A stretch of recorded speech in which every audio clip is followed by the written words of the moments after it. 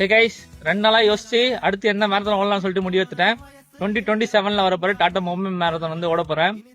ஏன் அந்த மேரத்தான் வந்து சூஸ் பண்ணிக்கன்னா, நம்ம இந்தியாலே வந்து ரொம்ப பெரிய மேரத்தான், லைக் ரொம்ப ஃபேமஸான மேரத்தான், ஏஷியாலேயே அந்த மாதிரி ஒரு மேரத்தான்.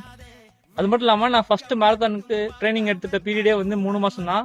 அதனால தான் நான் வந்து ரொம்ப ஒழுங்கா முடிக்காம ரொம்ப இன்ஜுரியோட முடிச்சேன். ரொம்ப டிஸ்டன்ஸ் கவர் பண்ணாம போயிட்டேன் போல, அதனால தான். ஆனா இப்போ வந்து இன்னும் 9 மாசம் இருக்கு.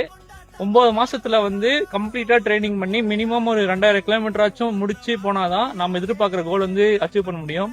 நான் என்ன கோல் செட் பண்ணிருக்கேன்னா 3 மணி நேரம் 30 நிமிஷம் செட் பண்ணிருக்கேன். அது ஏன்னா அது வந்து ஒரு நல்ல, எப்படி சொல்றது, ஒரு நல்ல டைமிங்.